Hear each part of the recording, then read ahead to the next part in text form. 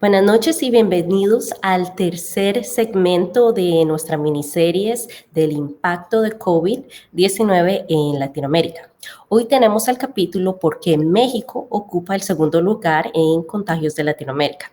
Me gustaría darles un poquito de contexto antes de empezar, pero asimismo los quiero invitar a que comenten, compartan y sean parte de esta conversación. A la hora de comparar las curvas de contagios y las muertes entre diversos países, se requiere tomar en cuenta diferentes factores, cómo se registran los casos y las muertes del coronavirus en la región, el, el tamaño de la población, el número de ancianos que cuentan en los informes y qué tan densa es la población en estos lugares. Estas y otras razones son las cuales no se pueden comparar los países de país a país, así que me gustaría resaltar estas ideas.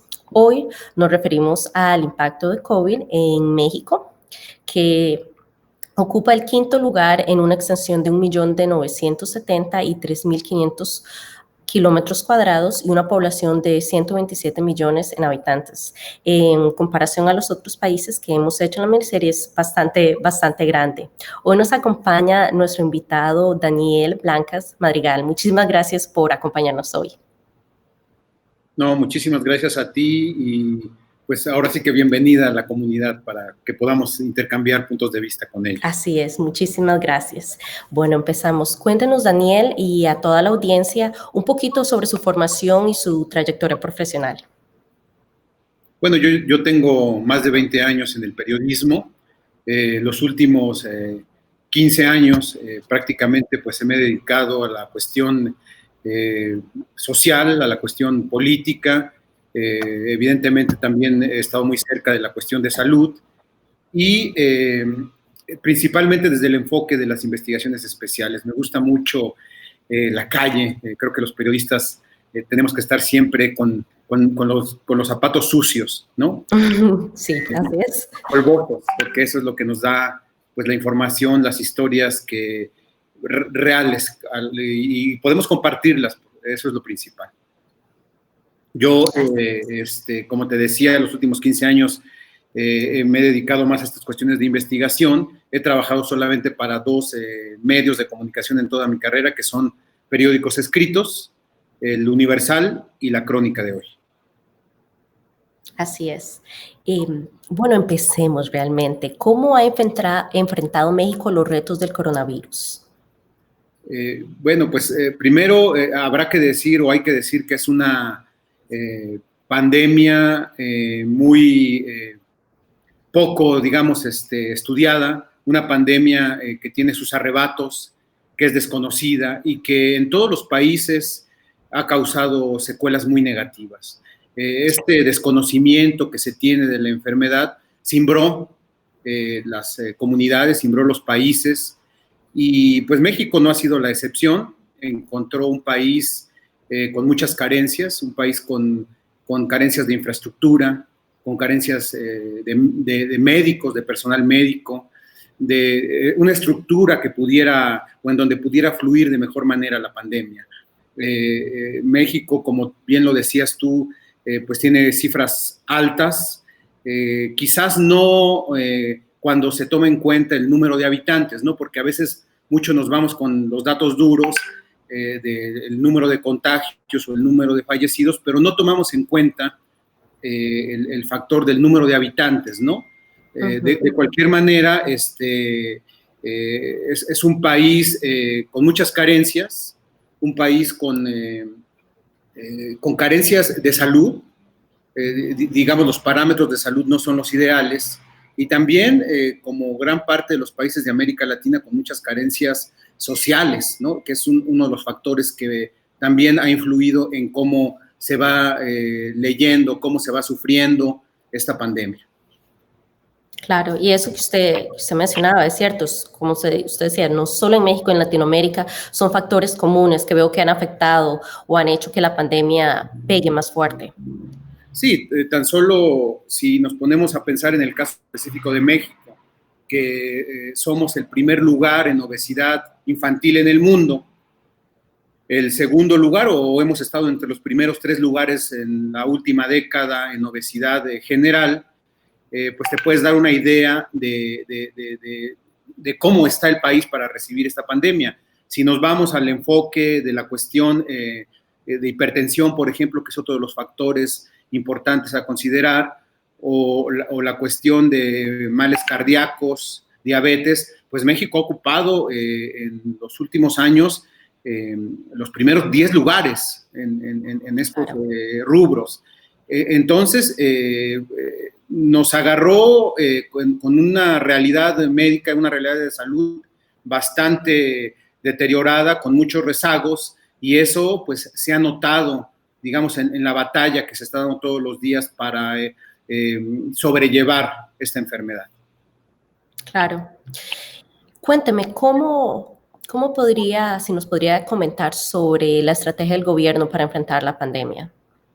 Sí, el gobierno ha dejado en manos de la Subsecretaría de Salud el tema de la pandemia, la coordinación, aunque hay que recordar que pues, en nuestro país los estados, los municipios son autónomos, tienen independencia y por las leyes sabemos que tanto a nivel federal, digamos, de todo el gobierno federal, el gobierno central, es una autoridad sanitaria, pero también los estados de la República son autoridad sanitaria, los municipios.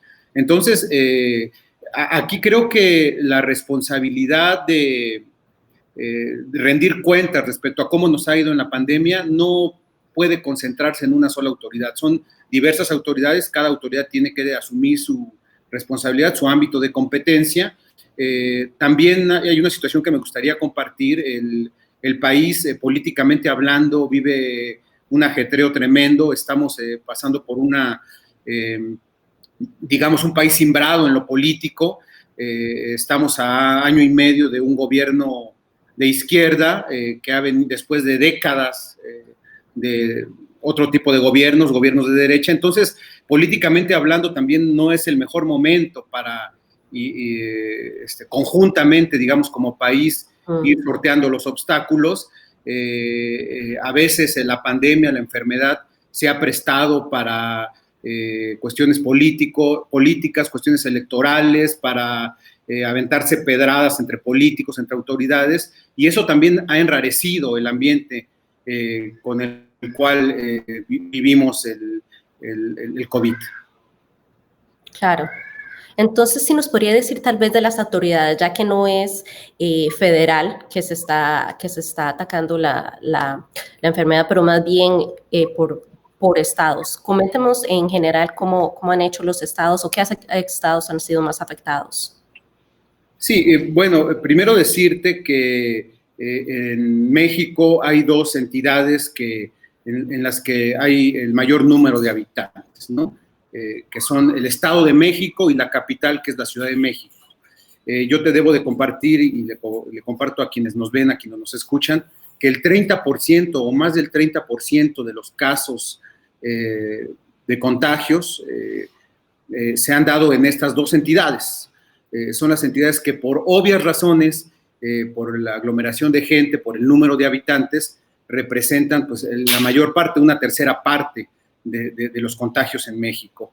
Ha habido otros estados también con ciertas crisis en diferentes momentos. Hablamos de Tabasco, hablamos de Veracruz, hablamos de Jalisco, de Baja California, de Sinaloa, que también han sido otros estados, principalmente las capitales, que es donde se ha concentrado el mayor número de contagios, que también han tenido sus índices altos. Pero te digo, la Ciudad de México y el Estado de México son el espejo fiel de lo que es la situación tan dolorosa que vive la pandemia o que se vive en la pandemia. Yo también te debo de compartir que aún en las propias capitales o en los estados donde yo te aludo, hay también sus diferencias, ¿no? Déjame comentarte una situación de campo que viví hace algunos días. Por ejemplo, la Ciudad de México se divide en 16 demarcaciones, 16 alcaldías. Ya te decía yo que la Ciudad de México es el lugar donde habitamos la mayor parte de los mexicanos.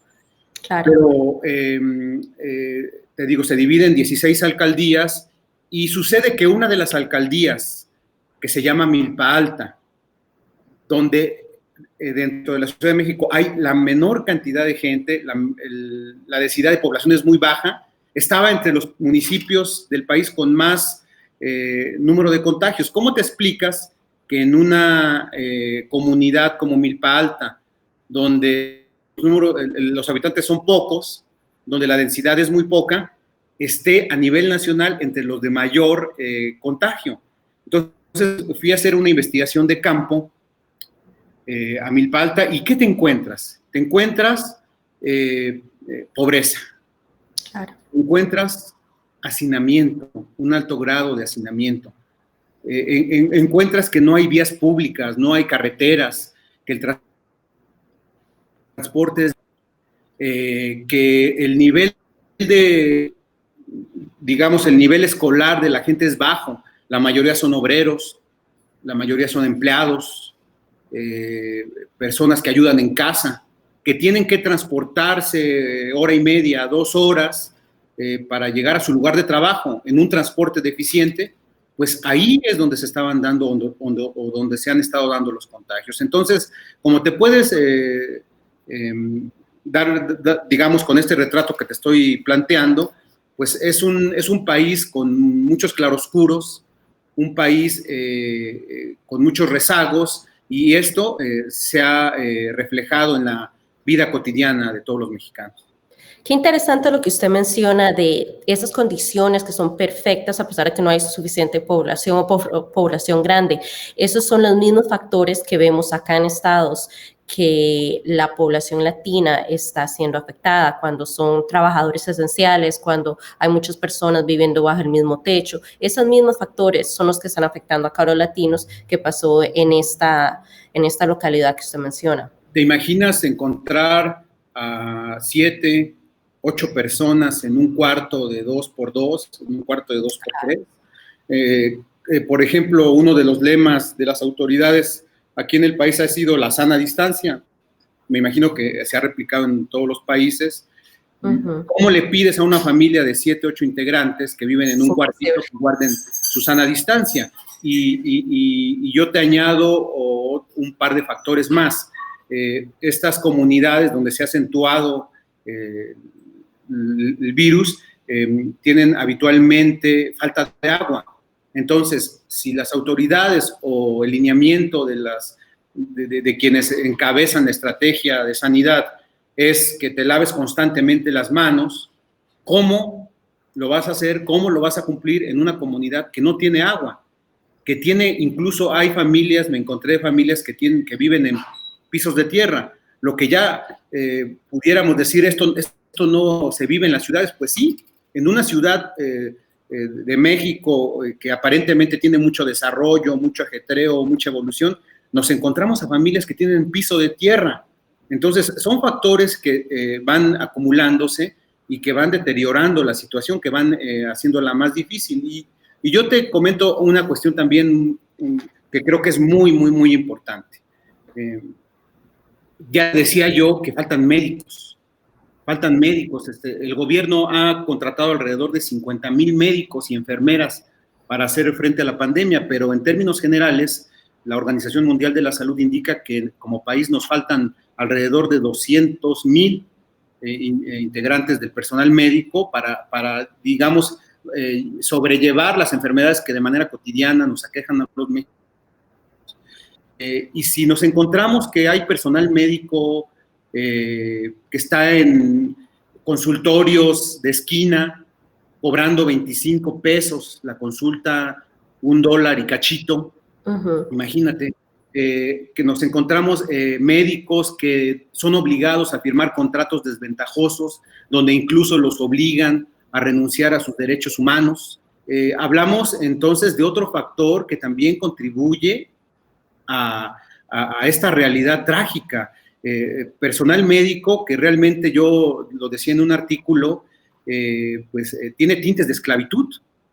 No pueden ni siquiera ver sus contratos. Hay autoridades corruptas, y aquí también sumamos un nuevo factor, que es la corrupción. Como tú sabes, México ha sido pues uno de los países a nivel mundial señalados con mayor corrupción, Y eso se nota y se refleja en el personal médico, porque en muchos sectores, en muchos hospitales, en muchos gremios, los médicos no tienen ni siquiera acceso a ver qué contrato están firmando. Les dan contratos por 2 o 3 meses con sueldos miserables, donde no tienen vacaciones, donde no tienen prestaciones, y esa realidad también que están viviendo los médicos también ha acentuado este dolor que compartimos en el país. Además de la falta de personal, y también estoy viendo más o menos los temas que se están replicando en otros países, igual que aquí en Estados Unidos, es las huelgas por esto mismo, porque el personal médico no da abasto, no se siente protegido, no se siente que está, como usted dijo, hay tintes de esclavitud porque no tienen los contratos, las horas extenuantes, no les dan el material adecuado para protegerse. Y eso lo he notado que lamentablemente ha pasado en Latinoamérica y en algunos lugares de acá. Además de ese problema con el personal médico y el trato de ellos, ¿qué otros retos usted cree que enfrenta el sistema de salud mexicano?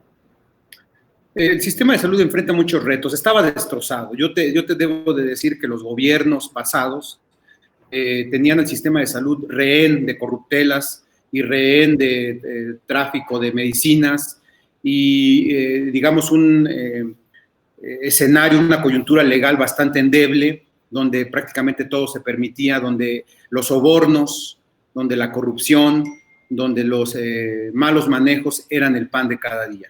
Evidentemente, este gobierno ha tenido que lidiar con esa situación. Qué bueno que mencionas la palabra reto. Creo que es una palabra que cabe muy bien en esta... Es un reto que este gobierno, que está respaldado por más de 30 millones de personas, debe cumplir. Es cuánto se va a avanzar para sanear este sistema de salud. Había hospitales abandonados. O sea, había hospitales que los presidentes iban, los inauguraban, la foto, los medios, y al otro día los periódicos diciendo: se acaba de inaugurar un hospital en determinada comunidad indígena, pobre, y todo el mundo pudiera decir: qué buena noticia. Pues eran montajes porque iba el presidente, inauguraba los hospitales, y al siguiente día es como si hubieras rentado un circo, ¿no? Con payasos, con malabaristas, porque mientras duraba el teatro, mientras duraba el circo, los flashazos de los medios de comunicación y las loas, qué bien, pero se iba el presidente y desmontaban esa situación, y el hospital quedaba esquelético, vacío, y así te hablo de cientos, centenares de hospitales en México que estaban abandonados y que solo sirvieron para la fotografía y para que, o como decimos aquí en México, se pararan el cuello, en una frase coloquial, sí. Pero finalmente no servían a la comunidad. Es lamentable que se vea eso. Acá también se da, pero tal vez no tan aparente y tan a menudo. Entonces, ¿qué ha pasado con estos hospitales? ¿No hay personal que los maneje, o simplemente es una facilidad, un lugar, y ahí quedó vacío? Sí. Estamos hablando de centenas. Si no mal recuerdo, son alrededor de 300 los hospitales que hasta ahora se han detectado que estaban vacíos, sí, vacíos, sin infraestructura. El reto es que estos hospitales paulatinamente, poco a poco, comiencen a operar en beneficio de la población, pero se requieren recursos, ¿no? Se requieren recursos, y en medio de la pandemia, pues todos los países han tenido sus deficiencias financieras. Entonces, algunos hospitales sí se lograron recuperar para... Hace un momento me preguntabas cómo se ha asumido, cómo se ha dado o se ha hecho frente a esta pandemia. El gobierno se ha mantenido bajo la línea de la reconversión hospitalaria. ¿Qué es la reconversión hospitalaria? Es decir, hospitales que ya estaban funcionando, a los que se les dio el toque de exclusivos para COVID, ¿no? Mientras la pandemia ha durado, esos hospitales dejaron, digamos, su operación normal, su operación ordinaria hasta antes de la pandemia, para convertirse exclusivamente en atención COVID. Algunos de los hospitales que estaban abandonados se lograron rescatar, digamos, poner la infraestructura necesaria para echarlos a andar y que también sirvieran para esta pandemia. Pero evidentemente, pues el rezago todavía es mucho, falta todavía rescatar muchos hospitales, algunos de ellos ya están operando, la Secretaría de la Defensa Nacional, la Marina, con sus hospitales, con su red de hospitales, porque ellos tienen también su propia red de hospitales, también han participado en esta reconversión. Una de las estrategias fundamentales del gobierno de México ha sido, y uno de los objetivos ha sido que nadie, vimos estampas tan dolorosas, por ejemplo, en otros países de Latinoamérica, donde la gente prácticamente se estaba muriendo en la calle. ¿Por qué? Porque no había lugares que los albergaran, donde hubiera atención. Y ese fue uno de los objetivos del gobierno mexicano, que nadie se quedara sin atención médica.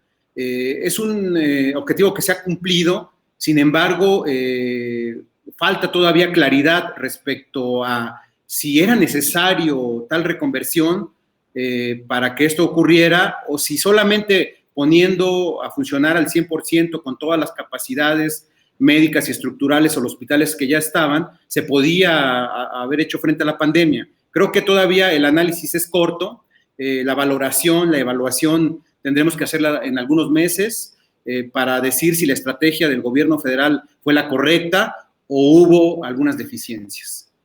Claro, y de eso sería un buen puente para pasar a la pregunta, ¿cómo ha respondido la población a las medidas decretadas por las autoridades? ¿Las han acatado? ¿Están diciendo, bueno, muchísimas gracias, creemos de que se ha manejado de la mejor manera? ¿O lo están diciendo, bueno, no creo de que necesitamos todavía tenemos mucho trabajo por hacer? Sí, estamos hablando de un país pobre. Estamos hablando de un país con más de 60 millones de pobres. Donde evidentemente muchas familias van al día. Entonces, ¿cómo le pides a una familia que va al día, que tiene que salir a vender sus mercancías, a hacer la lucha, le decimos también coloquialmente aquí en México, para llevar el pan a la mesa, para llevar la sopa a la mesa, que se queden 3, 4 meses confinados? Es algo imposible. O te mueres por la pandemia o te mueres de hambre. Aquí no hay más que esos dos escenarios. De cualquier manera, creo que la población mexicana en un lapso del tiempo hizo su esfuerzo. Hay registros que hablan de que alrededor del 80% de la población en un determinado momento se mantuvo en casa con escasa movilidad, y eso habla de un esfuerzo, también de un temor legítimo que tenían las familias por contagiarse. Pero esto no puede prolongarse mucho tiempo. Las familias necesitan trabajar, necesitan salir a vender. El comercio, tanto formal como informal, es uno de los pilares de la economía en México. Y estos hogares tuvieron que decir, pues, ni modo, a salir con el cubrebocas, con la sana distancia, con lo que pueda tener yo a la mano para cubrirme, para protegerme y salir a trabajar. Digo quienes podían hacerlo, porque yo me encontré en esta búsqueda de historias a lo largo de la República, pues gente, familias que ni siquiera tenían 10 pesos para comprarse un cubrebocas, estamos hablando de medio dólar. Pues hay familias en México. 5 en punto. Hay familias en México que no tenían siquiera 10 pesos para comprarse un cubrebocas. Vimos retratos singulares en la vía pública de gente que se colocaba bolsas de plástico, hasta botellones de agua, digamos, lo que tenía a la mano para protegerse, porque no había capacidad financiera también para comprar gel, para comprar cubrebocas, para comprar caretas. No la había. Entonces, nunca hay que perder de vista, jamás debemos de perder de vista la realidad socioeconómica de un país. Y entonces los sinónimos de este país en México es pobreza, rezago, olvido, indiferencia, y todos esos factores han contribuido a que la situación pues sea dolorosa, sea trágica, y que muchas historias de muerte se contabilicen día con día. Así es. Entonces, yo leí un artículo recientemente que estaba hablando de todo lo que es, bueno, como usted mencionaba, la mayoría de trabajadores es a cuenta propia. Entonces, como usted decía, no pueden ir, tienen que ir a ganarse el dinero. ¿Qué me puede decir de la reapertura económica para los diferentes sectores en México? Mayoría, como usted decía, está la pobreza, que es un gran peso, pero cuéntenos en general qué nos puede decir de la economía. Sí, la economía se ha reactivado de manera paulatina a partir del mes de julio, que comenzó una segunda fase donde, te decía yo, pues las familias ya no pueden quedarse en casa, las empresas, los negocios tienen que abrir, tienen que respirar un poco para intentar salvarse, ¿no?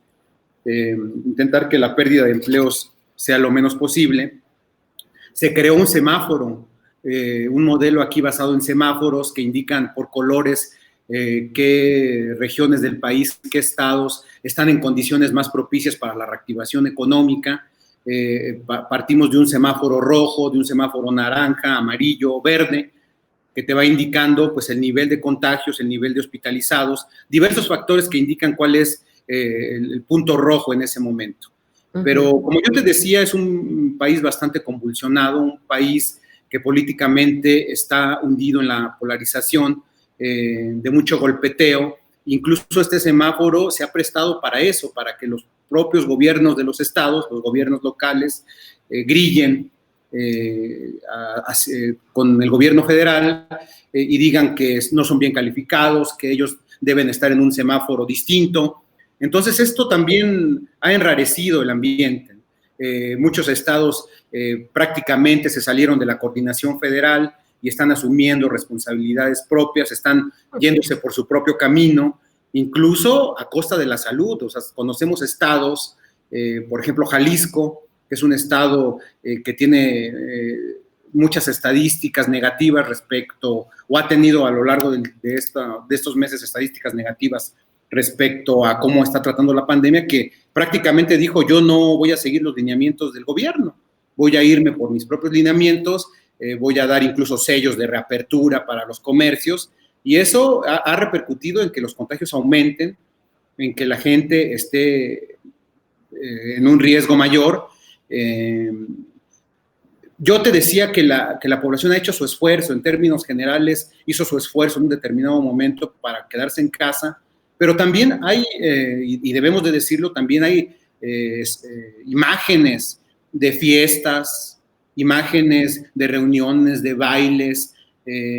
También nos hablan de al menos un sector de la población o grupos por aquí y por allá que también no se han adecuado a los lineamientos sanitarios.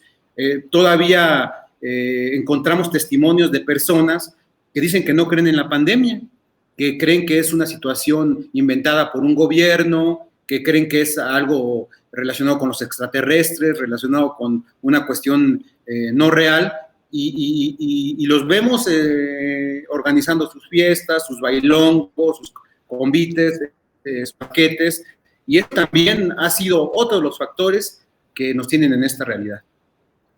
Vuelvo a decir de todos los factores que se tienen que repetir. Acá tenemos un día festivo de Memorial Day y pasó, y bueno, también el Día de la Independencia que pasó el mes anterior, y fue lo mismo. Usted veía esos mismos sentimientos en la calle, usted veía reportes que decían: no creo en la pandemia, esto es mentira, nos están tratando de controlar. Y claro, en los estados que no tuvieron precauciones, como en el que yo estoy, de Florida, pasó esto: los casos aumentaron tremendamente. Y se ve esto mismo, que la gente está teniendo tipos de fiestas, se van a los bares y salen en los seguimientos, las historias de seguimiento que dicen tanto cifra de personas estuvieron contagiadas por COVID que atendieron a tal lugar. Entonces, lo vemos una y otra vez en diferentes lugares. Daniel, me gustaría preguntarle a lo que está diciendo del Estado, que algunos simplemente no quieren atenerse o seguir las regulaciones del gobierno? ¿Hay algún tipo de sanción? ¿Hay algún tipo de repercusión por decir yo no voy a seguir las medidas implementadas? O sí, las medidas que ha dado el gobierno. No hay, digamos, un protocolo en ese sentido. Sí hay pronunciamientos, sí hay llamados de parte de las autoridades sanitarias, del subsecretario de Salud, Hugo López-Gatell, que es quien encabeza del lado federal la estrategia. Sí ha habido por ahí llamados a que se respeten las medidas, a que se respeten los tiempos, las aperturas, pero esta cuestión política de golpeteos no ha permitido de una manera tersa que fluya, digamos, todo este marco legal o este marco jurídico que respalde las decisiones. Entonces, un gobierno puede decir hoy que sí, mañana que no, o te puede decir en la mesa que respeta, pero el llamado a sus habitantes es distinto, va en sentido contrario. Entonces, México es un país variopinto, es un país con muchos espejos, es un país distinto en todas sus regiones, y en cuestión cultural, política, tradicional, y eso no ha derivado en que haya un camino conjunto, en que haya unidad nacional, sino más bien el país se ve fragmentado en ese sentido. Claro. Voy a tomar un momentito para decirle a Emel, decirle a Ram Ruiz, a Gustavo, a Esvin, muchísimas gracias por sintonizarnos. Si tienen una pregunta, que por favor no nos dejen en el en vivo. Eso mismo, yo he tenido la oportunidad de visitar México y es cierto, es algo de que por eso recalcaba al principio en el contexto, de que depende del lugar que usted vaya, es como, volviendo al mismo, en comparación a Estados Unidos, depende del lugar que usted vaya, es completamente ideologías diferentes, el paisaje, la cultura y económicamente, y todo tiene a cambiar y por lo tanto se tiene que ver como de manera general y ver cómo diferentes regiones están tratando con el problema. Sí, no sé. Sí, así es. Es una situación como si fuera un rompecabezas, ¿no? Este país y seguramente otros países de Latinoamérica comparten esta característica, que son países que se unen, que se van formando con piezas pequeñas y cada pieza es distinta y cada pieza tiene sus ángulos y sus contornos distintos. Así es. ¿Cómo cree de que usted como periodista y bueno, en el cargo que usted ejerce me parece la persona ideal para responder esto? ¿Cómo cree que ha sido la cobertura de los medios de la pandemia? Yo creo que es una cobertura que también refleja deficiencias en el quehacer periodístico.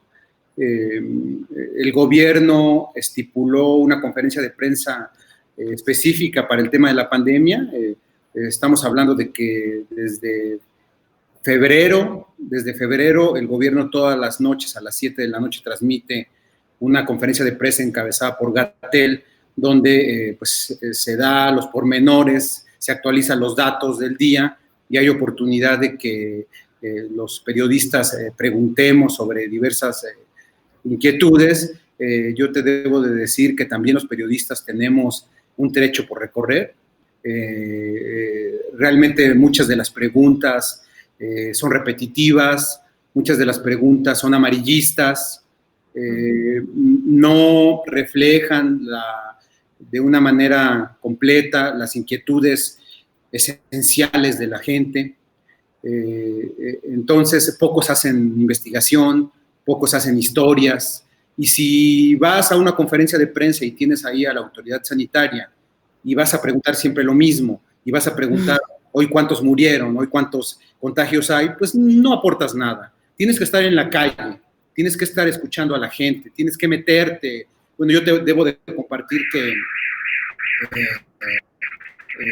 hay una situación que me pasó, me ocurrió por estar en ese trabajo, que es mi pasión. A mí me fascina estar en la calle, claro, preguntarle a la gente, y yo me contagié, yo estuve contagiado de COVID el 3 de mayo, 26 de mayo, bueno, 26 de abril Pienso que fue cuando me contagié y los síntomas empezaron a principios de mayo. ¿Y por qué fue? Fue porque acudí a hacer un reportaje de hacinamiento.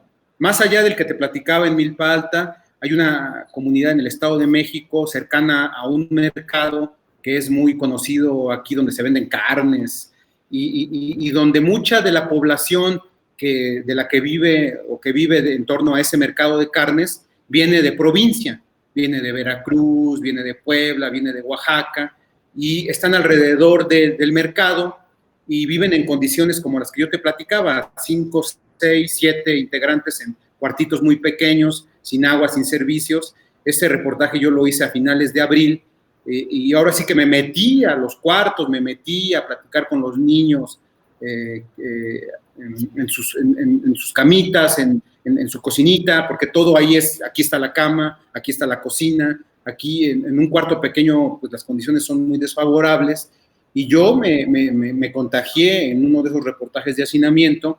Fue una situación muy complicada, muy difícil en cuestión de salud, pero yo sé que son los gajes del oficio. Yo prefiero haberme contagiado, haber tenido semanas complicadas, semanas difíciles en cuestión de salud personal, pero haber estado cerca de la gente y haber retratado una realidad que poco se ve en el país. Yo tampoco, también no quiero alardear, no quiero decir yo hago un trabajo bueno y los demás no. Yo creo que aquí, si te hablo yo de algunos déficits y de algunos trechos por recorrer, pues yo creo que todos, ¿no? Te cuento esta experiencia que me ocurrió en este reportaje porque pues es personal, porque es sentida, porque fue una situación muy complicada, pero no quiero tampoco ponerme del lado de los que sí hacen historias. Sí me ha gustado siempre estar cerca de la gente, pero creo que en términos generales los periodistas también hemos quedado a deber. Claro, primero que todo, haber estado ahí, estar con la gente, como usted dice, habla muy bien de la vocación que usted tiene por el periodismo, así que muchas gracias, porque esas son las historias que necesitan saberse en México y también en Latinoamérica. Necesitamos saber y conocer la verdad, que ese es el deber del periodismo. Me gustaría preguntarle, usted, bueno, fue afectado por COVID, ¿y cómo fue su experiencia pasando por el sistema de salud? Te voy a tener que contar una situación muy, muy personal. Te digo, yo empecé a sentir síntomas alrededor del 3 de mayo y por obvias razones, por el mismo oficio periodístico, estamos cerca de las autoridades, sabíamos que la enfermedad da en grados diferentes, que puede darte de una manera leve, de una manera regular o grave, ¿no? Entonces, yo los primeros 7 días de mi enfermedad sí me sentía con deficiencias, digamos, en todos los sentidos, dolor de cabeza, garganta, cuerpo, pero no eran tan intensos. Cuando yo viví esos primeros 7 días de la enfermedad, pensé que mi enfermedad personal se iba a ajustar a esa etiqueta de síntomas leves, de síntomas no tan graves. Sí. Pero a partir de la segunda semana, tú sabes que pues esta enfermedad pues prácticamente a nivel científico se ha dicho que dura 2 semanas, 14 días. La segunda semana de mi enfermedad, completamente los síntomas se acentuaron, la fiebre fue muy complicada, la falta de oxigenación. Y aquí te voy a decir algo que me duele decirlo o me siento incómodo de decirlo. El día que yo la pasé más difícil, más mal, es cuando empecé a perder oxigenación. Ya no había otro camino que acudir al hospital. Claro. Entonces, mi esposa llamó a los servicios de salud, vía remota checaron algunos de mis síntomas y el médico que estaba al teléfono indicó que había que acudir a un médico porque ya incluso yo tenía dificultades para hablar. Y entonces, aquí te voy a confesar algo que seguramente muchos lo han vivido. Es decir, ¿voy a ir al hospital a qué? La desconfianza que tiene uno de los hospitales. ¿Me voy a ir a morir a un hospital? Entonces, tú sabes que en esos momentos complicados, difíciles, Ya me habían dado incluso el hospital donde tenía que acudir, que era un hospital que tenía espacios para recibirme, y recurrí a mi fe, recurrí a la fe que es personal y que cada ser humano en la intimidad, en el círculo más cercano ejecuta, comparte, y yo le pedí a Dios, lo tengo que decir tal y como fue, que no me permitiera llegar a un hospital. Y si hacemos una introspección de por qué en ese momento yo juzgué quedarme en casa, pues fue por la desconfianza del sistema público de salud. Si yo no tenía alguna alternativa para ir a un hospital privado, yo prefería quedarme en casa. Por fortuna, logré controlar la respiración. Fueron días muy difíciles de fiebre continua, de fiebre que no cesaba, días en los que todos los días había dificultad para respirar, pero yo tomé la decisión personal de quedarme en casa y de no acudir a un sistema público de salud. Y claro, eso revela muchísimo. Bueno, usted es conocedor, usted es una persona que usted se mueve, usted, como dice, usted conoce a las autoridades de salud, y claro, eso refleja mucho en la situación. Realmente es una metáfora o un espejo de lo que está pasando en el país, y siento de que se ha visto en otros países, y es la desconfianza del nivel de salud y pensar, prefiero estar en mi casa si algo llega a pasar, que sea en mi casa, y no ir a un hospital o probablemente, como usted dijo, morir en un hospital o hacer que la situación empeore. Y aquí me alegro saber que se encuentra bien. Aquí se relaciona mucho con un tema previo que habías compartido, que es el de la cobertura de los medios. Si vemos todos los días, si encendemos la televisión, la radio, y te dicen que van deambulando los muertos, que los muertos van desfilando, y que todas estas cuestiones horrorosas de un hospital, pues tú dices, difícilmente, si yo, por ejemplo, que conocía, como bien dices tú, como periodista, conoces, digamos, más allá de lo que la gente normal, un sistema de salud, me quedé por miedo en mi casa, o preferí quedarme en miedo. Imagínate las otras personas que solamente están viendo cuestiones de terror, amarillistas, de miedo, en los canales de televisión y en las estaciones de radio. Evidentemente, lo que menos quieren es ir a un hospital. Completamente de acuerdo, completamente de acuerdo. Y ahí es donde está el problema, de que hay que preguntar y hay que poner claro, la gente necesita saber las cifras, pero también decir, bueno, eso es decir la realidad de lo que está pasando. Y va de nuevo lo que usted decía, ir a estos reportajes y decir la realidad de lo que está ocurriendo. Sí, Daniel, sí, así es. Dígame. No, estoy completamente de acuerdo contigo. El periodismo debe estar entre polvo. El periodismo debe estar en comunidades indígenas, debe estar en comunidades pobres, debe estar sufriendo la falta de agua, la falta de drenaje, la falta de pisos. Solo desde esa perspectiva, colocado, platicando con un niño que no tiene zapatos, platicando con un niño que no tiene qué comer, con una familia a la que le faltan siquiera lo esencial para poder sobrevivir, es donde verdaderamente encuentras la profundidad y la esencia de problemas como este. Así es. Daniel, ¿le gustaría comentar o tocar un tema que no hayamos hecho previamente? Solamente decir que el gobierno mexicano evidentemente se enfrentó a una realidad muy dolorosa, una realidad con muchas deficiencias, con muchas carencias. Vamos a ver cuál es el balance que se hace al final. Yo creo que en términos generales falta rendir cuentas un poco. Las estadísticas, como en todos los países, son deficientes, no tenemos la realidad en cifras, no sabemos, yo creo que ningún país en el mundo conoce exactamente cuántos contagiados y cuántos muertos tiene por la pandemia. No creo que ningún país, por más revolucionado, por más actualizado que esté, más moderno en cuestiones cibernéticas o en cuestiones de registros, no creo que ningún país tenga exactamente la radiografía de sus contagiados y de sus muertos. Vamos a esperar después qué nos dicen las actas de defunción, vamos a esperar después qué nos dicen los registros civiles para tener el retrato completo de cómo ha afectado la pandemia y cómo se ha luchado contra ella desde el aspecto del gobierno y también desde el aspecto de la sociedad.